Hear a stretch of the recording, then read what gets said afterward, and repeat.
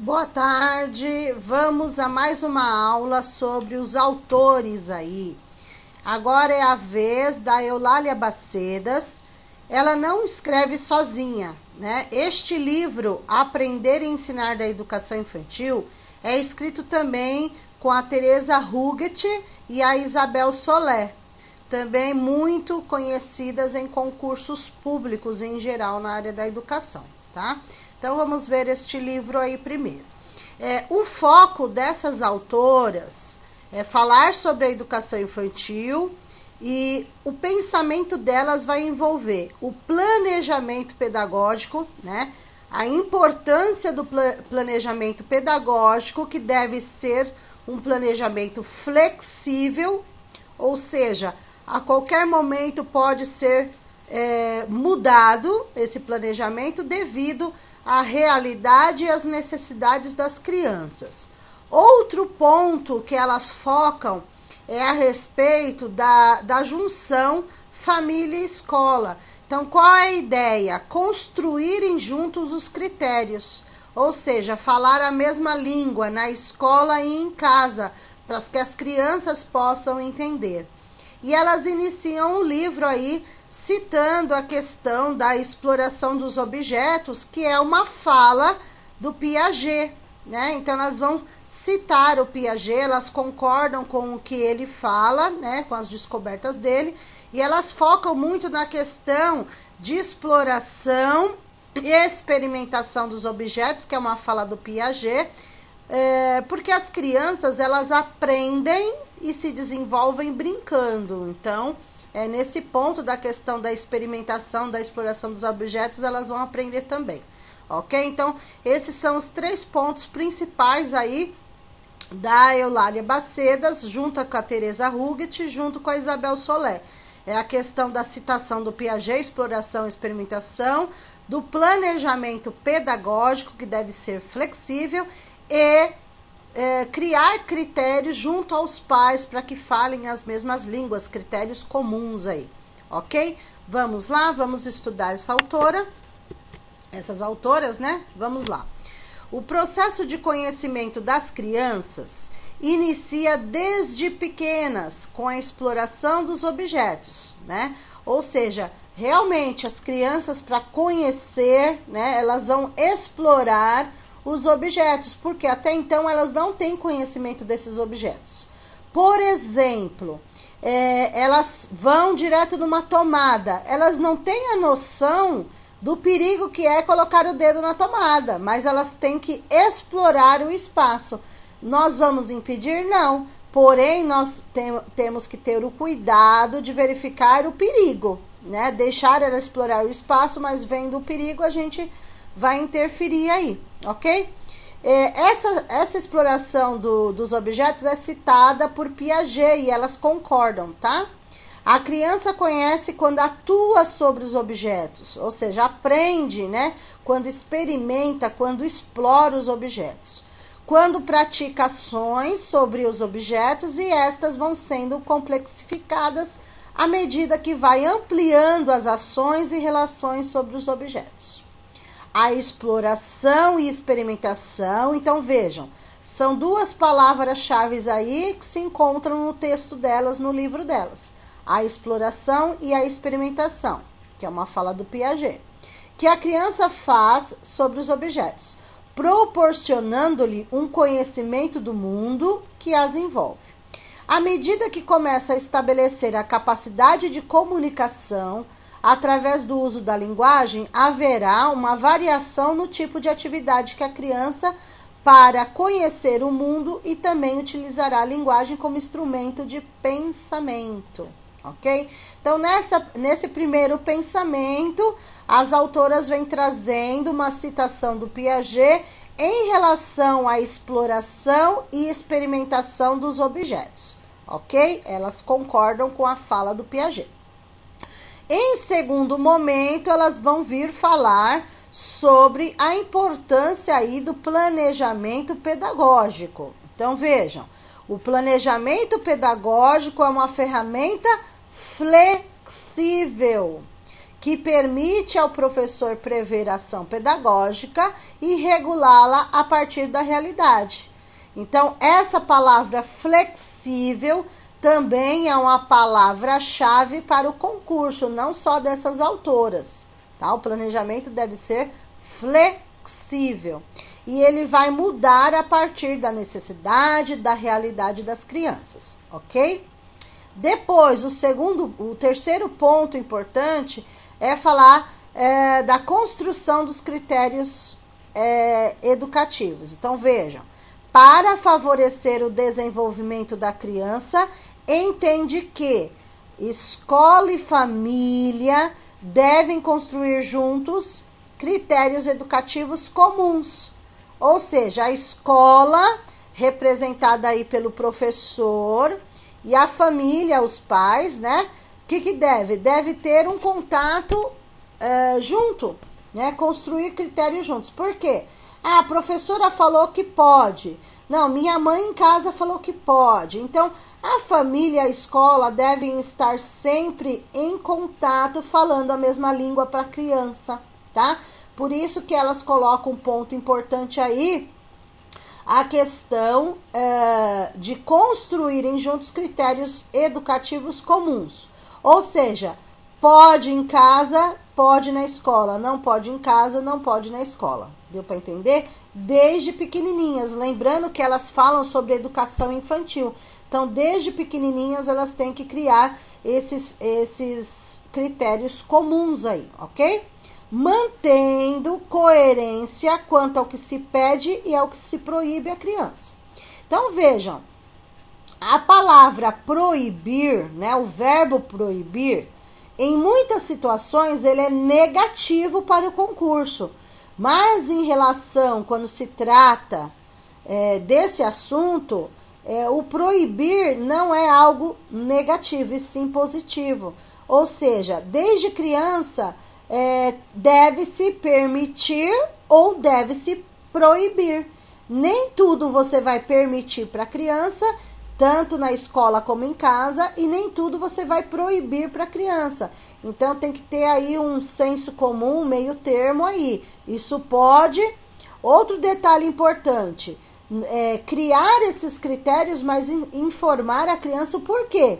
Não adianta falar somente pode e não pode.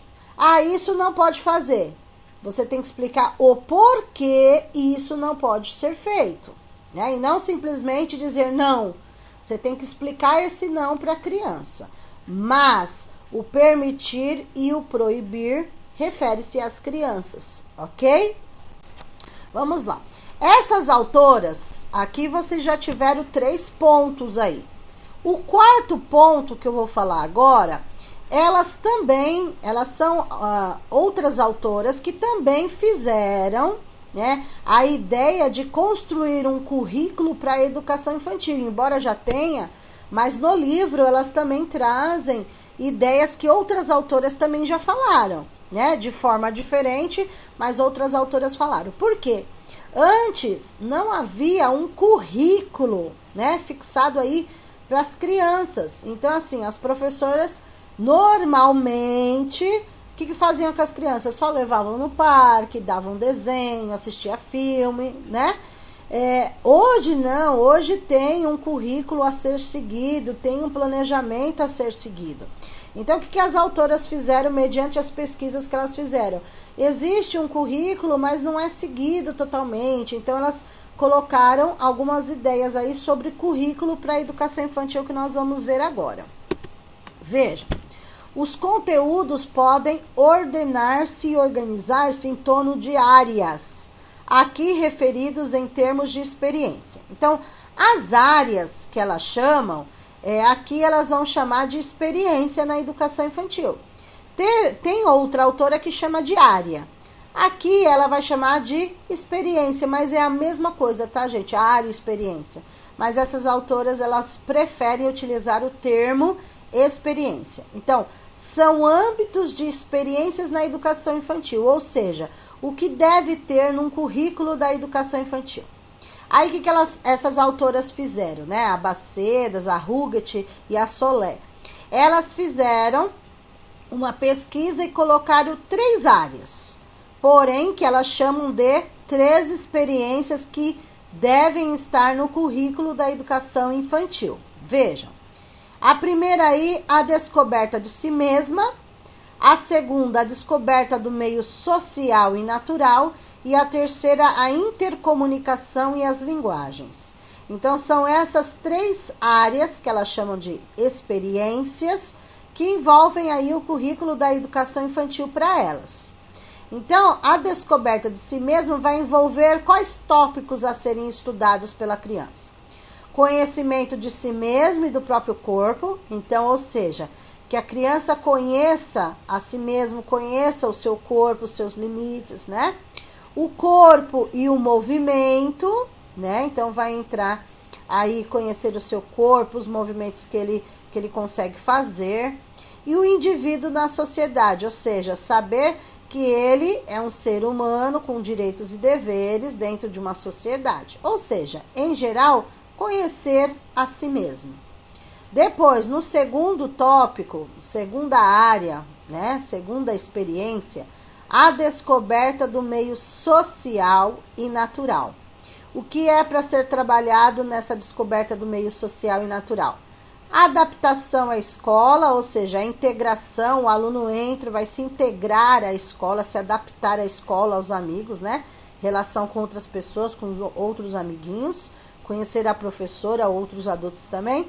A exploração do meio, né? Do meio sala de aula, do ambiente, do refeitório, de todas as dependências da escola, jogos e experimentação.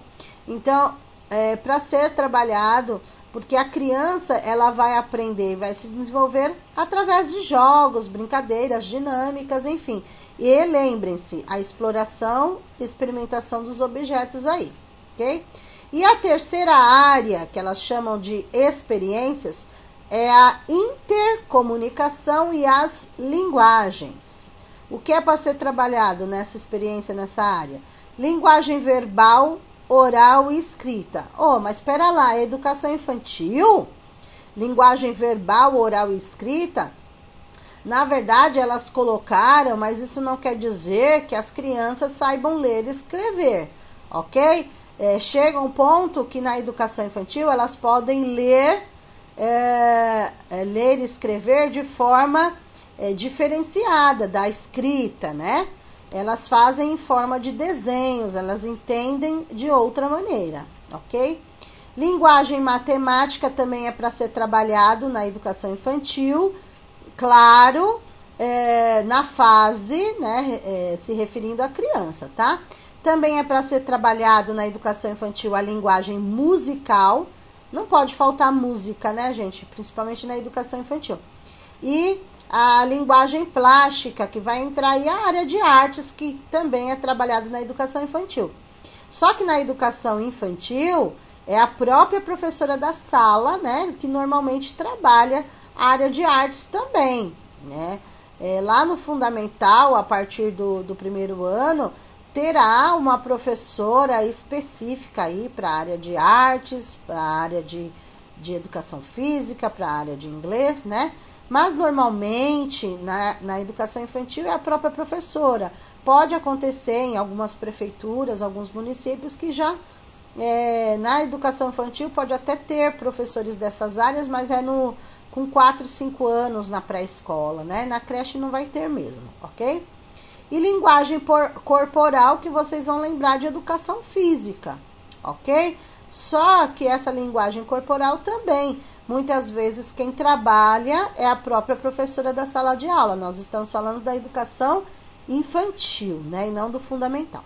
Então, resumidamente aí, essas autoras vão trazer âmbitos de experiências, né? Seriam as áreas que elas chamam de experiência. Então, descoberta de si mesma, descoberta do meio social e natural e a intercomunicação e as linguagens. Vejam que aí na intercomunicação e as linguagens vão entrar, só que em outras palavras, vão chamar de linguagem. Mas vejam, linguagem verbal, oral e escrita, a gente pode associar à língua portuguesa e ao português. Linguagem matemática, associa a matemática. Musical e plástica, nós podemos associar à área de artes. Linguagem corporal, nós podemos utilizar aí, fazer uma associação com a educação física. Já na segunda, descoberta do meio social e natural, nós podemos associar o quê? Aí, ciências, história e geografia, né? Social e natural. Vai entrar essas disciplinas, mas eles não vão chamar diretamente a história, geografia, ciências, eles utilizam esses outros termos, mas para a gente fazer uma associação, para não esquecer, né? Então vejam, todas as disciplinas da Base Nacional Comum, por exemplo, estão interligadas aí, ok? Só que em outras nomenclaturas, tudo bem? Então, fechando aí essas autoras, né? Bacedas, a Huguet e a Solé, elas vêm trazendo a ideia de um currículo para ser trabalhado essas 3 áreas, mas sobre o planejamento, que é flexível, mais sobre os critérios educativos comuns para ser trabalhado escola e família, e a questão da citação do Piaget, que é a experimentação e a exploração dos objetos, que assim elas vão aprender, ok? Gente, lembrando que é um resumo do livro e as partes principais das questões que caem na prova de concurso público, tudo bem? Então aqui é o fechamento, um resumo para vocês de cada autor. Lembrando que nós vamos trabalhar 70 autores ao todo aí, vai passar de 70, porém, quem for prestar o concurso de PI e PEB vai ter mais de 70 autores ao todo, porque são 33 de PI e 39 de PEB. Quem for prestar só o de PEB vai estudar só os 39. Quem for prestar só o de PEI vai estudar os 33. Agora, quem for prestar os dois vai ter que estudar os 70 e poucos autores aí, ok? E já peço desculpas para vocês aí da demora, né? Das gravações das aulas, porque é muita aula e para postar... lembrando, uma aula online dá muito mais trabalho do que a aula presencial. Vamos concordar aí. Porque você grava, daí tem que ver se tem erros, editar, aí passar para a plataforma, demora, né? Arquivo, essas coisas. Enfim, espero que dê tudo certo aí para as nossas aulas presenciais futuramente, depois que passar essa pandemia. Tudo que vocês estão estudando online... para dar tudo certo para que a gente possa estudar aí presencial. Nós já conseguimos o espaço, tudo certinho, porém nós temos que esperar essa pandemia e ser marcada a data da nova prova, né? Vamos lá, continuando. Agora nós vamos fazer, são questões de simulado, ou seja, são questões de provas anteriores que caíram nas provas da VUNESP, que o concurso é VUNESP, que nós vamos ver como que eles perguntaram aí nas provas anteriores, ok? Sobre essas autoras. Vamos lá. Simulado. Aprender e ensinar na educação infantil, que é o nome do livro, Eulália Bacedas, Tereza Huguet e Isabel Solé. VUNESP, essa questão foi de 2014. Alice é professora de uma turma de 4 anos de idade, em um centro municipal de educação infantil. Ela está empenhada em aplicar o parágrafo único do artigo 53 do ECA, convidando os pais ou responsáveis para participarem do processo pedagógico que ela busca desenvolver com seus alunos. Alice encontrou em Bacedas fundamentação para sua iniciativa, pois esta autora, para favorecer o desenvolvimento da criança, entende que... Então aí, o que nós vamos fazer? Nessa questão, precisou ler o texto inteiro para saber sobre o que eles querem saber. Mas assim, gente, normalmente nessas questões VUNESP, que são enormes, normalmente vocês não precisam ler o texto inteiro. Vocês vão no último parágrafo onde se encontra a pergunta. Às vezes, muita gente, se você lê a questão, nem precisa ler toda a historinha acima, para não perder tanto tempo na prova do concurso. Então, por exemplo, poderia já ler direto ali no parágrafo, ó. Alice encontrou em Bacedas fundamentação para sua iniciativa, pois esta autora, para favorecer o desenvolvimento da criança, entende que... aí já é a pergunta direto, mas sempre vai ter que ter uma contextualização antes da pergunta, né? Que é a historinha que a VUNESP coloca, que muita gente às vezes fica assustado com o texto enorme e tudo, é só para assustar mesmo, porque dá para responder, ok? Aí vejam, nós temos 5 alternativas e a maioria delas parecidas. Então vamos lá. A. Escola e família construam critérios educativos comuns, mantendo coerência quanto ao que se pede e ao que se proíbe à criança. B. Escola e família construam, cada qual, critérios educativos próprios para as crianças diferenciarem, desde cedo, a esfera pública da privada. C. Escola e família eduquem independentemente, tecendo acordos quando se tratar de lidar com as crianças que apresentam comportamento problemático. D. Família deve adotar os limites impostos à criança pela escola, porque é esta que tem fundamento pedagógico para normatizar a convivência. E. A escola deve pautar-se pelos limites impostos à criança por sua família, pois conforme o ECA, é a família que responde legalmente pela criança. Então a pergunta é, no livro dessas autoras, o que é, dessas alternativas, o que é falado no livro? Então, às vezes, não é a nossa ideia, o que a gente pensa, o que a gente acha, o que as autoras trabalham no livro, tá? Uma dica muito importante aí, antes de responderem, é, não existe limites impostos. Você pode proibir a criança, sim, porém, explicando para ela o porquê que não pode isso, que pode aquilo, etc, tá? Então, tudo que tiver limites impostos é negativo para o concurso, não existe limites impostos. Então, por exemplo, vocês já descartariam a letra D e E, porque fala de limites impostos, eu não posso impor limite às crianças, né? Então, a D e a E já estariam eliminadas logo de cara pelas palavras negativas. Ficaria A, ficaria B, ficaria C. Gente, eu não estou dando a resposta, eu estou ensinando vocês a como encontrar as respostas corretas na prova, quais técnicas, né? Porque vocês terão posteriormente questões para resolverem sozinhos, mas vocês têm que aprender a encontrar as respostas. Então, a D e a E estariam fora, já estariam eliminadas pelas alternativas, por conta das palavras negativas, limites impostos, limites impostos. Ficaria A, B e C. A letra A diz que a escola e família constroem critérios educativos comuns, juntas. A letra B está dizendo que escola e família constroem cada qual, ou seja, cada um pensa de um jeito, cada um resolve de um jeito. E a letra C fala, escola e família eduquem independentemente, certo? Então, o que acontece aí? A juntos, a letra B separados e a letra C separados. Deu para perceber? Então, a alternativa correta aí é a letra... Letra A. Ó, escola e família construam critérios educativos comuns, é isso que fala no livro. Mantendo coerência quando ao que se pede e ao que se proíbe à criança, tá?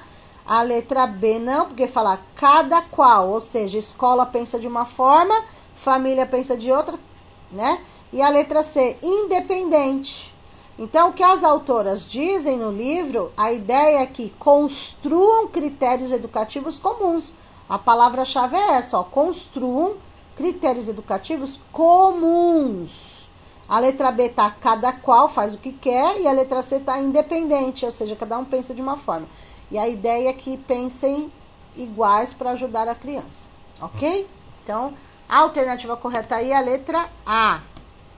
Vamos mais uma questão. Questão 2. Segundo Isabel Solé, Eulália Bacedas e Teresa Huguet, autoras do livro Aprender e Ensinar na Educação Infantil, uma perspectiva que vise a uma educação de qualidade, define o planejamento pedagógico como. Então, vocês têm que lembrar qual o pensamento das autoras sobre planejamento pedagógico. Lembrando que não é só essas autoras que pensam assim sobre planejamento. A própria legislação também fala disso, outros autores também falam disso, ok? Então vamos lá. Como que elas definem planejamento pedagógico? A. É um documento burocrático da ação pedagógica. B. É uma rotina pré-definida que deve ser fielmente seguida pelos educadores com vistas ao sucesso escolar. C. É uma ferramenta flexível que permite ao professor prever a ação pedagógica e regulá-la a partir da realidade. D. É uma exigência legal que justifica o trabalho do professor de educação infantil. E.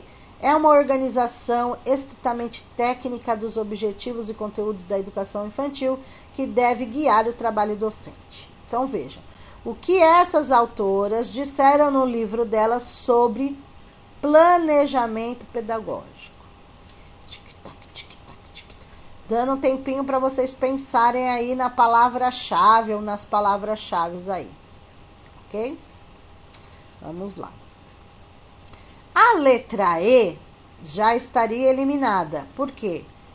O planejamento pedagógico não é uma organização técnica, né? Técnica, já estaria eliminada aí. A letra B justifica o trabalho do professor, né? Não, planejamento pedagógico não é feito para justificar o trabalho do professor. Não é esse o pensamento, né? Letra A. Planejamento pedagógico é um documento burocrático. Já estaria eliminado. Vamos lá. Ficarei a B e C. Com qual delas vocês ficariam? Com uma rotina pré-definida, fielmente, ou com uma ferramenta flexível? Alternativa correta, letra C. Ferramenta flexível. Olha a palavra-chave aí. Flexível. Que permite ao professor prever a ação pedagógica e regulá-la a partir da realidade. Essa é a resposta correta, a letra C. A letra B está dizendo fielmente. Fielmente significa que tem que seguir aquilo do começo ao fim. Então, é ao contrário de flexível, né, gente? Tá bom? Então, letra C aí. E aqui nós terminamos essas autoras. Daqui a pouquinho vamos à próxima videoaula aí. Tá bom? Beijo. A próxima é com a Carmen Brunel. Vamos lá.